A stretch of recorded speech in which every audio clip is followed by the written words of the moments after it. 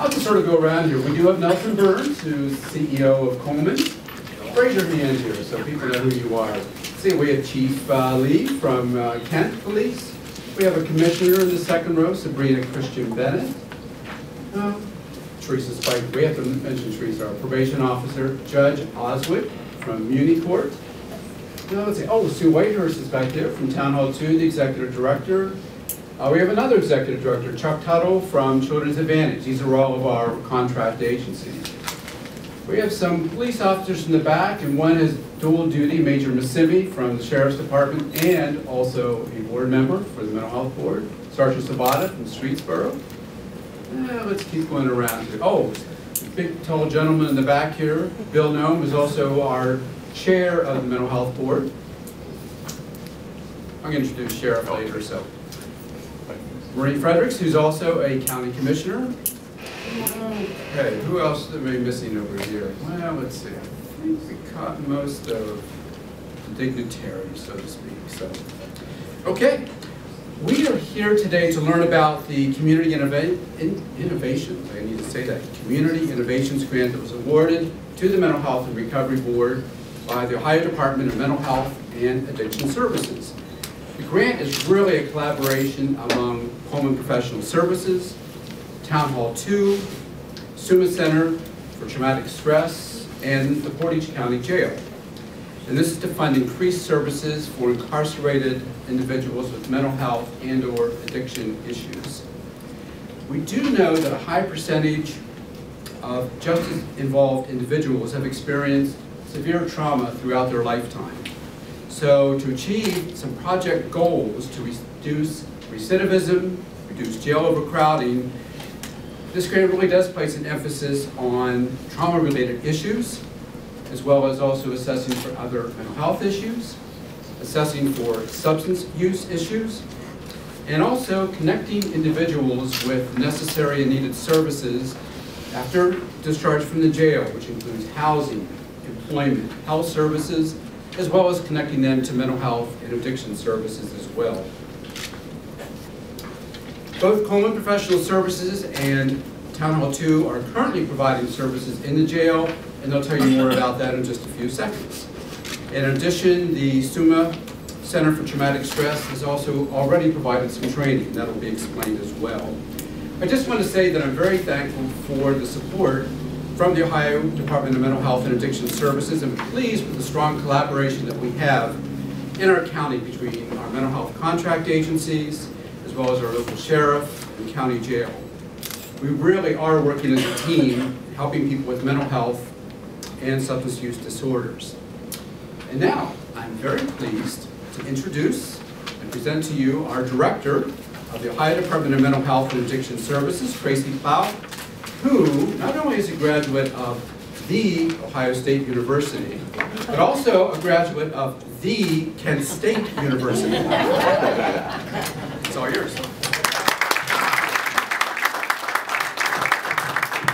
Okay, well, good morning, everyone. My role this morning is to talk a little bit about the history of how we came to be here today.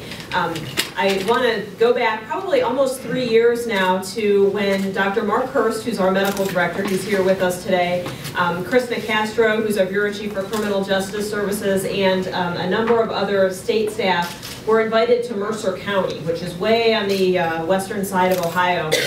At the time, the chair of the Buckeye State Sheriff's Association was Sheriff Gray in Mercer County, and he summoned us to talk about some concerns that he and a number of other sheriffs in that area had related to the intersection of mental health and addiction treatment and the operation of the county jail. And I thought, quite naively, that they were going to say that they wanted more CIT trained officers and they wanted more access to training. And I understand you have a very robust CIT program here, and you know that exists in varying degrees across the state. But no, they actually did not have any interest in expanding their CIT. What they really wanted, the #1 problem they said, was housing. People leave the jail, they are then on the street, on shelter, they don't have a stable place to live, and they're much more likely to reoffend and be back in jail 72 hours later. or if someone is arrives at the jail and is in custody and has some kind of crisis situation, whether it's related to mental health or addiction circumstances, or maybe both, oftentimes it's necessary to transport them across multiple county lines in order to get an assessment. And remember, this is a very rural area of the state. And so they wanted to talk about those kinds of issues. And we didn't have any money at the time to say, you know, here, let's do something about this, but we really engaged in, over a number of months, in some discussion about what exactly the challenges were and how different strategies might be contemplated, even without much money, in order to take some steps. Well, a little bit of time passed, and the governor decided that it was part of his plan for the next budget to consolidate what was then the Department of Mental Health with the cabinet agency that managed alcohol and drug addiction services. And so as we brought the two state agencies together, we were able to realize some economy of scale with staffing. It wasn't necessarily to fill all vacancies because you're bringing together two fiscal shops and two HR, et cetera. And we realized some other administrative efficiencies. So all told, we believe that we were going to save about $1.5 million through the consolidation. And rather than let that lapse and go back to the benefit of the general fund, we had the great idea that we should make the case to take that $1.5 million and invest it in partnerships with the local ADAM boards and with the sheriffs and the county jails. And that's exactly what we did.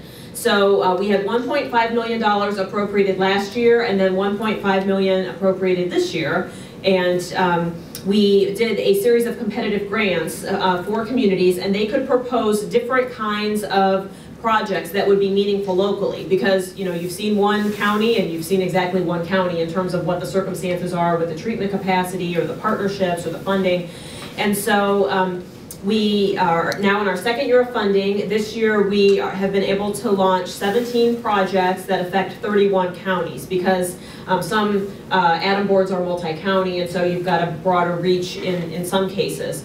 All told, though, over these past 2 years, we've been able to introduce just a moderate amount of funding into 53 different counties in Ohio in this area. And so we're very pleased about that.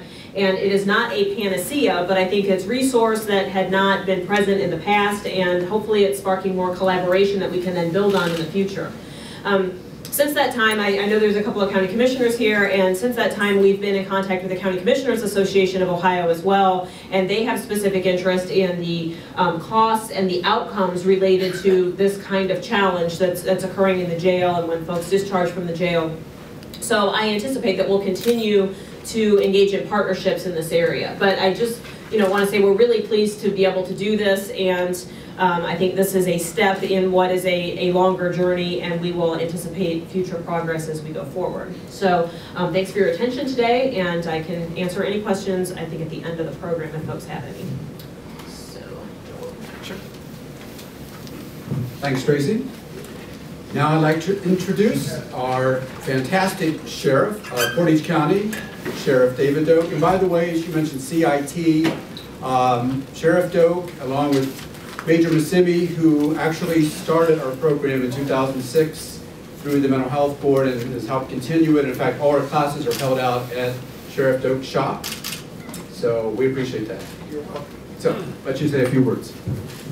Good morning. Good morning. First of all, before I get too carried away here, I would like to extend my thanks to the Ohio Department of Mental Health and Addiction Services, Town Hall 2, Coleman Professional Services for Mental Health, and SUMA's Center for Traumatic Stress. I was asked to come here this morning and give you a little snapshot of what's going on here within Portage County at the jail.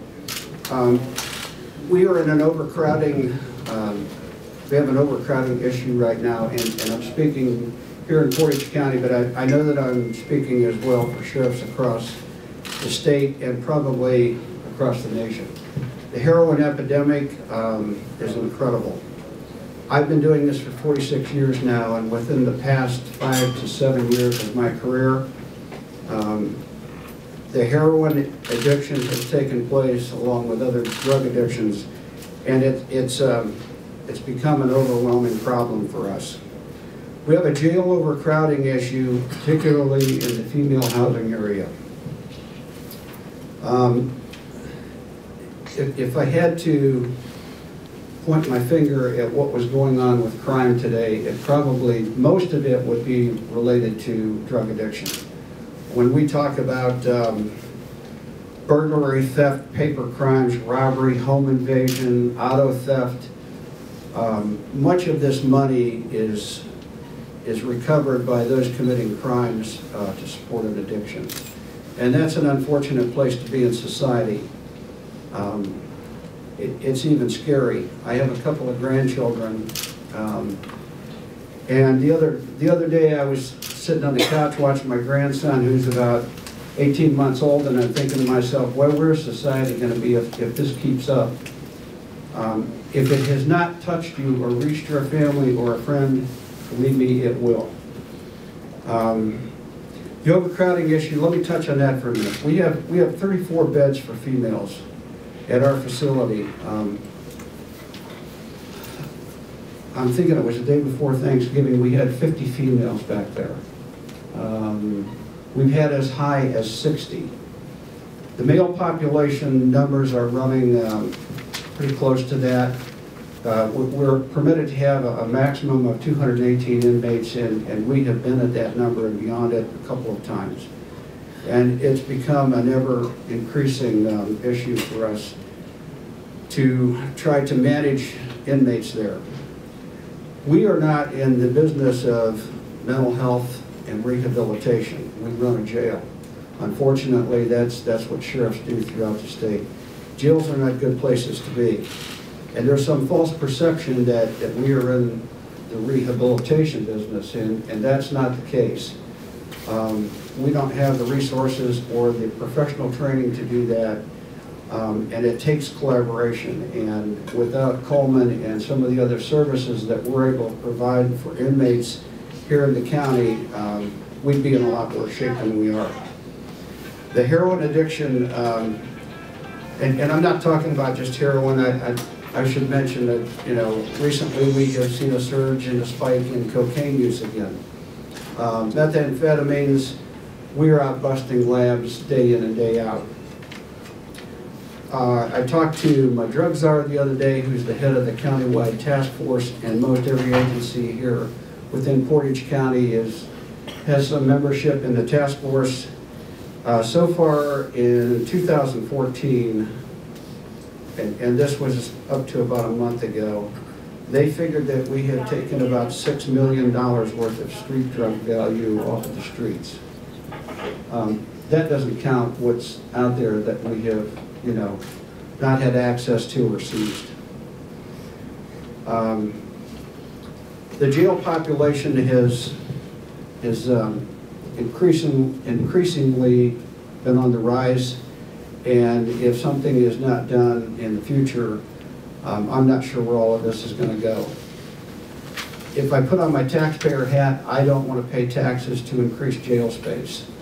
But something's going to have to be done, or we're going to get into another situation where we have a federal lawsuit filed, and that's how that facility got built to begin with out there. But it's a problem that's going on statewide, nationwide.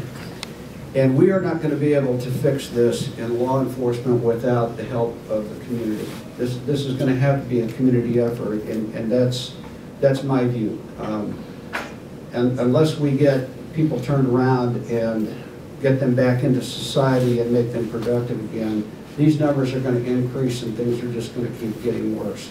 So without the collaboration, I just see the numbers getting higher, the expense becoming more, and at some point, some of this is going to have to turn around. I'm sure that I'm not going to see this in my tenure as sheriff. I think that this is going to be a long, drawn-out process. I think it's going to get worse before it gets better, unfortunately. And I could stand here and tell you stories for the next couple hours about how this has tragically affected people here in the county. One of whom is right here in the room and is responsible for the Root House, so thank you. That being said, I think that the collaboration is probably one of the most important and key elements to getting inmates turned around and getting them back into society. And again, without the collaboration of the jail, mental health services, and so on, that's not going to happen, and I see this getting worse. So That being said, I'll let the next speaker come up. Thank you, Joel. Thanks, Sarah.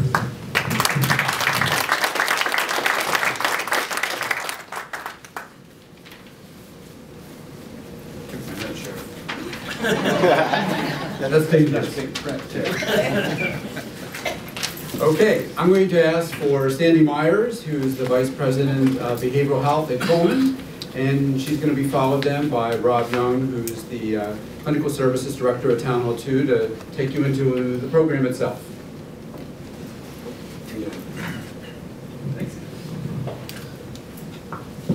Well, good morning. This has been a very exciting project for us, and we're so appreciative of the department to invest in our project. It's really allowed for the board, Town Hall, and Coleman to capitalize on the strong collaborative relationships we already have with the Portage County Jail and with SUMA's Center for the Treatment and Study of Traumatic Stress, run by Dr. Palmieri. As Joel already said, our focus is to increase community tenure for people who have been incarcerated.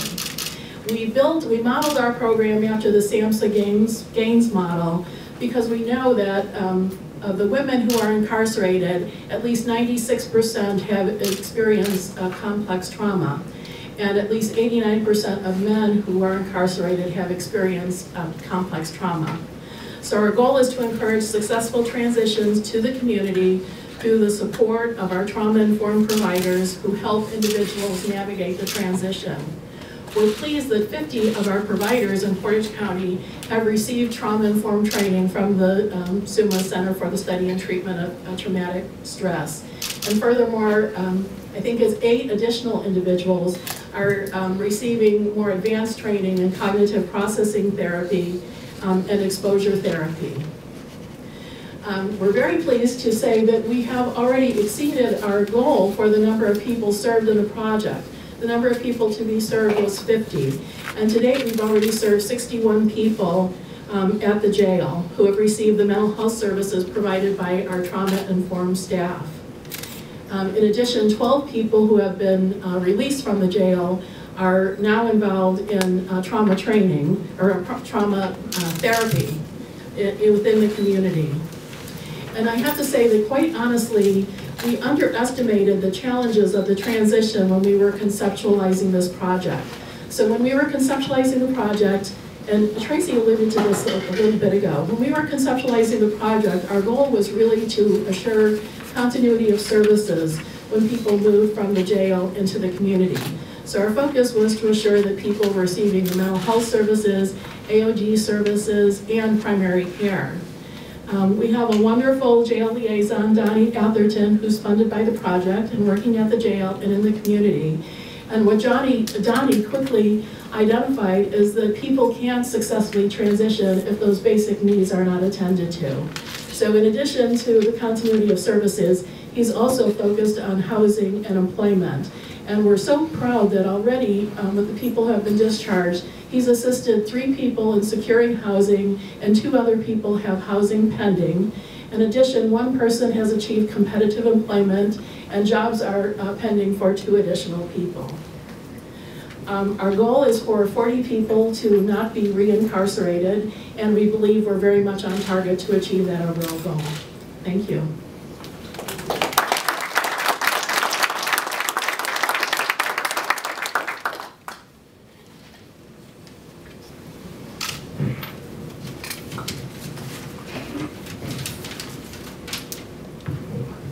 Good morning, everyone. I appreciate everyone being here this morning, and especially the Director of Plow and the rest of the staff from Columbus making the trek up to Ravenna this morning and giving us some exciting news about the grant.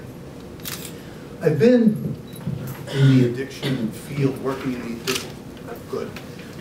the addiction field for about 20 years, and we really have come a long way. Way back in my early days, if a person had mental health and drug and alcohol issues, those services were provided pretty much in silos. We had mental health here, drug and alcohol there, and there really was no collaboration, communication. In fact, I remember, again, in my early days at Town Hall 2, we had 2 separate charts. mental health, progress notes, and treatment plan here, drug and alcohol, progress notes, treatment plan there. So there really was no collaboration. Can everyone hear me? Okay, great, thank you. Fortunately, research has shown us that the most effective way to treat people with co-occurring disorders is to do exactly that, treat both of those at the same time or concurrently. Research also is pretty clear that addiction treatment is most effective when you treat the entire person, mind, body, emotion, and soul. However, as Sandy were referring to, you cannot ignore things like housing, employment, their physical health, because all of those play a factor in a person's relapse potential or their ability to maintain. Adrian Springfield, raise your hand, is our jail person providing the services out at the jail. The first thing that she's doing is assessing these individuals to see what the severity of their substance use disorder is, so that she can figure out the correct level of care for that person. Are they going to be successful in an outpatient level of care, or do their needs indicate the need for a residential program? She also is going to educate them about the community-based support groups that are out there. Here's where AA meetings are. Here's where Narcotics Anonymous meetings are located. This is what a sponsor is. This is why a sponsor is important. Things like that. She's going to help them develop some basic abstinence skills and some relapse prevention skills. What are those triggers that make you want to drink or get high? What are some relapse warning signs you may be experiencing? What are some healthy pro-social activities you can get involved in that'll help? And then finally, she's going to be their primary counselor whenever possible when they leave jail and come to Town Hall 2. Quite honestly, she's just trying to help these individuals hit the ground running really fast, and facilitate that transition from jail to outpatient or residential services. Our outcomes, we're hoping to serve at least 35 individuals this year. 55% of them will successfully complete recommended services. Again, whether that's on an outpatient basis or at a residential program. And it's impossible to successfully complete any type of services unless you maintain some degree of abstinence for at least 30 days prior to your treatment completion. Adrian and I were talking last week, and she mentioned at that time that she had served 22 people, so we're more than halfway to reaching our goal. 6 of those individuals were currently involved in addiction services, again, either at an outpatient level or in a residential program. 6 were serving their time at the Portage County Justice Center, and so she was working with them, again, on those things that I mentioned earlier. 5 were on a wait list for either a community-based correctional facility, something like the Northeast Ohio Community Alternative Program, or a possible residential placement, and then 2 were still waiting to hear their fate and had not been sentenced yet. Thank you very much, and it is my pleasure to introduce Chris.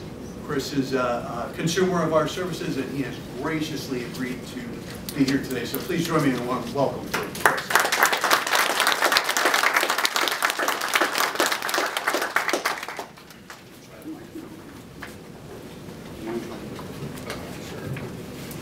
Hello. Thanks, Chris. Hi everyone, my name is Chris. I never thought I'd be part of a success story, but through this program it's helped me a lot. And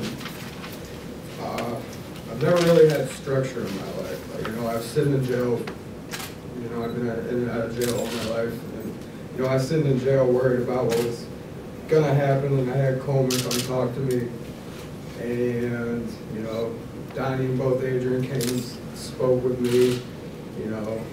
Adrian spoke to me about outpatient treatment, and Donnie, spoke to me about getting out and helping me get into the Miller house, and then after that work on getting my own place of my own. We've made case plans. tough at first. You know, there was a lot on my shoulders, but you know, I got a job. I'm on my way to have my apartment Friday. I don't know, I've never really had that in my life. My total outlook on life has changed, all just through just having the will to do right, stay right. Yeah, I don't know, sorry, I'm really nervous. Doing good. It's just been an absolutely wonderful program, and I truly feel blessed to have, you know, these people in my life, you know, give me structure that I needed so I don't return back to fail. Chris, what was your drug addiction? I've struggled with alcohol. Alcohol? Yeah, been an alcoholic, so, Not drugs? no, marijuana. That's been a tough struggle though, hasn't it? How many times have you relapsed? As far as alcoholism, a lot. I often tend to let stuff get to me, and ultimately it will be my downfall, and I just will give up. And that's what I don't see myself doing, because you know, life's great right now. I don't want to lose what I have. You know what I mean? So, guess that's it.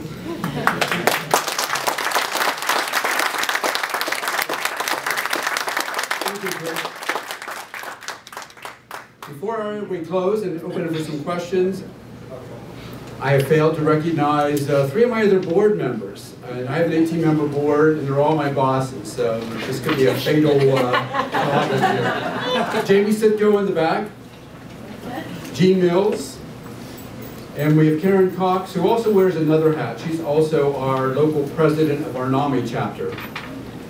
So, thanks to all of them.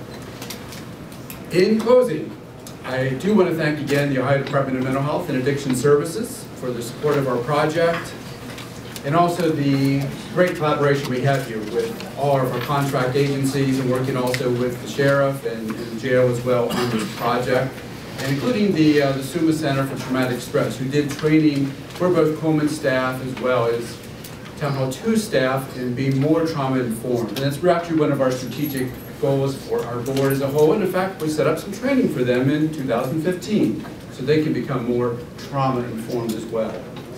So I want to thank all of you here in the audience for coming today. And at this point, if anyone would like to share a comment or ask a question, this is the time to do it. Roger. You said you were trying to keep 41 people from returning to jail. Is this out of the 61 you assisted? It was the question was keeping 41 out of jail. The original numbers were 50, I believe. We've already exceeded that thanks to Donnie and Adrian's hard work in terms of really. You're at 61 people you've held. Yeah. You're trying to prevent 41 from being reincarcerated. Is that 41 out of the 61? It was 40 out of 50, I believe. So it's more like a percentage, like 80%, I believe, was sort of like a goal. Was 80% of whoever we serve, we would hope they would stay out of jail. So that's sort of a goal. Whatever number we serve, we like to hope that 4 out of 5 would stay out. We think that's possible. Yes, Judge. I just want to make a comment that kind of reiterates what everybody here has said today. I'm doing jail arraignments this week, and for those of you who don't know what that means that anybody who's arrested, brought into jail, doesn't bond out, or has a felony or domestic violence charge cannot leave until I see them, tell them what they've been charged with, and have them post bond. And it was a real, I guess it's becoming less of a surprise, but I had 16 or 17 arraignments yesterday, and of those, I would say that there were at least 6 that were on suicide or mental health watch. The way I know that is that they're either not wearing a shirt because of suicide concerns, or they're in a green flag, whatever you call that vest, Sheriff, a protective vest. A what? Turtle suit? A turtle suit. And I mean, and it was one after the other. And just to give you a clear picture of what we're dealing with, I mean, I've been at this for 9 years, and certainly I never expected to see 6 or 7 people out of 16 arraignments who have some form of mental health concerns where the jail can't release them until Coleman comes in or they're taken to access. I mean, it is just a serious, serious problem, and part of my problem is that I'm just taking a guess at what to do with these people. I read the complaint, I read the deputies or whoever, whatever law enforcement agents report, and try to figure out on my own with maybe a family member there or maybe not, what do I do with these people? And I will say that everybody's trying their hardest to figure out, but I'm not going to tell you that I don't release people that I'm not worried about. It's so if there's any way to incorporate those concerns into this program, that we need to have a handle on those people who are arrested and are sitting in jail, either being arraigned or going to be released pending the process, then we need to look at that as well. I don't know if I'm supposed to be taking questions, Maureen, but I wanted you to know it's shocking to me to see that 6 out of 16 are there with serious concerns, mental health concerns. Not surprised. Maureen? No, I'm curious as to how many of those individuals, Judge, you just talked about, or how many of the, I've got the numbers right, 41, or the 61 that are served. How many of those could have been alternative sentenced, could not have possibly even ended up in jail, thus contributing to the overcrowding there, but also being in such dire need of other services, and as I've heard the sheriff say so many times, as soon as they hit the jail, they're in deep fix, and which is just probably the most horrible thing to go through, particularly just, as soon as they're remanded to the custody of the sheriff. I'm wondering how many, if we had a facility or alternative sentencing, could this have been avoided? A good question. Yeah, how many people could we just keep out of the jail in the first place? And I know through Judge Oswick's mental health diversion program, I mean, some people do come into jail, but hopefully quickly get them out and into an alternative program through mental health. But part of what we face is that when folks come in there, they've committed a crime. Yes. So we have an obligation. The law doesn't say you might arrest them. It says you shall arrest them. So they get charged with the crime and brought into the facility. The self-reporting, as Joel knows, has been another issue, because oftentimes some of these folks, we don't know what's going on in their background. We just honestly don't know. And oftentimes they won't tell us because we're an authority figure. Sometimes they will be more inclined to speak to the nurses or mental health professionals than us and let them know what's really going on in their life. And that in itself is a problem, but when they get charged with a crime and they're brought into the facility, then they have to go before the courts before some determination is made whether they can be out on bond. And I understand what the judge is saying because of the overcrowding issue. If I were a judge, some of these folks I would be reluctant to let back out on the street without some reassurance that they're not going to go hurt somebody or themselves. And that's a tough place to be, and the walls are bulging out there. So. Yes. No. Yeah, I just one comment I think, Commissioner, would be is that I think we're doing a better job. All the providers are doing a better job in servicing clients earlier with positive access issues, no wait. But we need to do a better job at it, more improved. All the provider organizations. So when they call up and we're talking about preliminary problems, they call up and have these issues, we can see them immediately. They don't wait. They aren't turned down. They don't have to stand in line. They don't have to have an appointment in 4 weeks, 5 weeks, 6 weeks, because they tend to have problems after that. We all know this. And so we're trying to improve those systems. The mental health board's been really supportive in that. We've got a ways to go with trauma-informed care, a variety of different other services initial, without having the client wait. That's what we need to do more of. That's how we need to improve on. And I think that's the big picture. All the providers are doing a good job. We just need to do a better job at it. Sue. I think also, we've had a mental health court in the county for quite some time. We still have not been able to get a drug court. And drug courts have been very, very effective in the state of Ohio. And it is very needed in Orange County. And again, that request has come in for the last 10 years, I know, from my office. I don't know really how we can achieve that, or how we can get some alternative treatment, basically, in lieu of prison time, unless we put in a drug court. And a lot of these folks, with that drug court, you might minimize the amount of time that they have to spend in jail, and you would also minimize the chances of them going back to jail. So it's really important that we look as a community to drug courts also. That is a missing part of our continuum, so I'm Yes. glad you brought that up. Karen? And I think that'll come with time. I think that's you know, positive about that.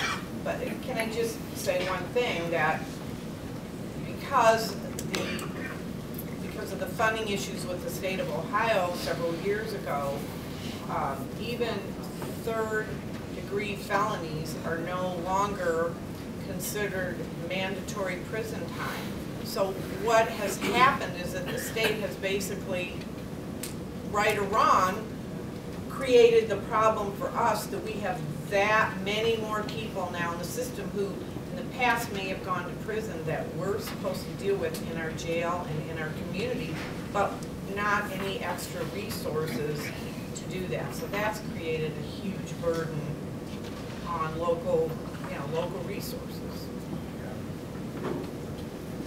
Karen? I also wanted to bring up that people have came and businesses have reached out to NAMI asking them what they should do about people that have drug addiction and also have alcohol addiction. Plus they have had people that have threatened suicide and threatened others in the businesses, and they don't exactly know what to do with these people, whether to call the police. They let, like one business told the person to go home, even though he had threatened his own life. And they did not know what to do. So businesses are in the same boat as everybody else is right now. And I've had 3 approach and say, what should we do? And I don't know what to tell them, you know, because of, you know, they're looking at HIPAA too and everything else. Met probably half of this room trying to help him access services, and this is just so needed. I'm so excited that Portage County got this grant. And I'm just wondering how many others could have benefited from it, you know, that are out there. My son, part of his reason for relapsing, I believe, is what Rob Young said, that physical need, that peace. It's so important to leave jail and have a place to work, a job. You know, my son has come out of jail several times with nothing. And I'm just one parent who just doesn't believe in hitting bottom. He has some other illnesses that are life-threatening, so hitting bottom doesn't work. Are there going to be services for individuals like that at all? People who have already served time in jail, who are out there now that have no place to go and nobody will hire them because they have a record? See a hand raised over If I could just comment on the physical health aspects that you touched on, one of the really important priorities of the governor in the last year or two has been to extend Medicaid benefits to individuals who are adults without children who previously did not have access to health care, and that's up to 138% of poverty, which is just under $16,000 a year. So many folks who are leaving jail are indeed unemployed. They may have some chronic physical health conditions, and so we're trying to put a focus on what we can do to assist the enrollment process, because it's really a step to the next level, you know, to greater stability, so that ultimately, you know, you can connect with treatment, which would be funded through that card, as well as healthcare. But, you know, that's really, it's difficult to focus on other elements of your life if you're struggling with addiction or you're struggling with some physical circumstances. So that is something that might be available, you know, depending on his circumstances, and I encourage you to take a look at that. And that saved his life, being able to get on Medicaid.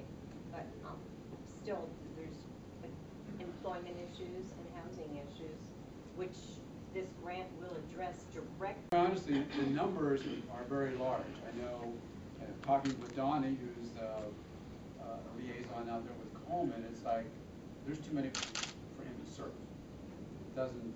He's half time basically, and it doesn't meet the kind of thing. So we're trying as best we can, but it's even when you get something, it's still like it's not quite enough.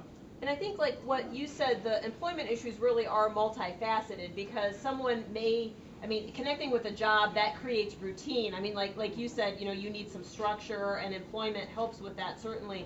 But you also might have reluctance on the part of employers to, you know, extend that degree of trust to believe that this person is going to maintain in the job. And we've actually been meeting with a group of providers and some board representatives in the last month or two to talk about, you know, what does evidence tell us as far as what kind of interventions work particularly well, trying to get people who are in recovery, early recovery from addiction, connected with employment. And actually, there's not a lot of evidence-based practices out there for whatever reason. And so we're looking at what is working around the state and see if, you know, even if it's not evidence-based, like there's not a degree of research around that yet, what's a promising practice that we might want to try to evangelize and build in other areas. So that is absolutely on our radar at the state level, and I think that progress in projects like this can really help bridge that gap as well.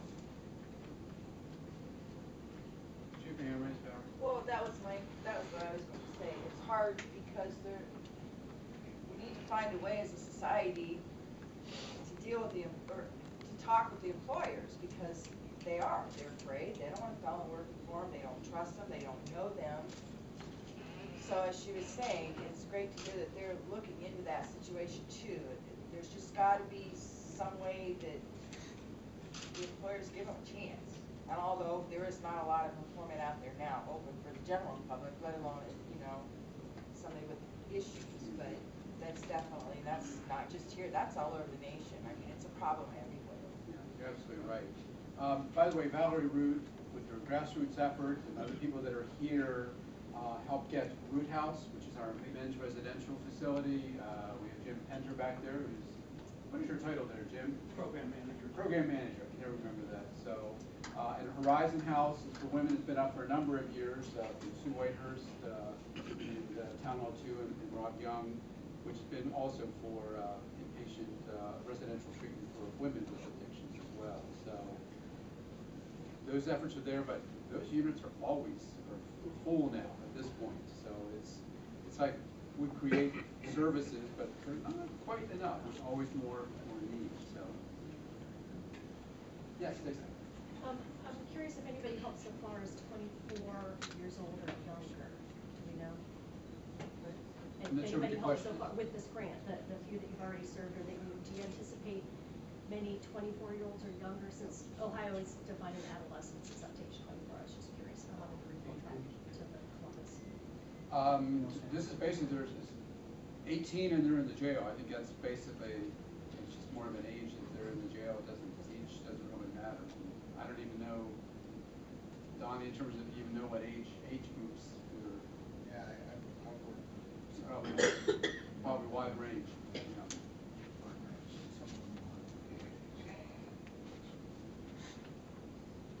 Sue. One last thing that I think of, you brought up Medicaid expansion. That's been an enormous help for alcohol and drug agencies. A lot of men have been unable to have Medicaid available for them, and it has been very helpful for those agencies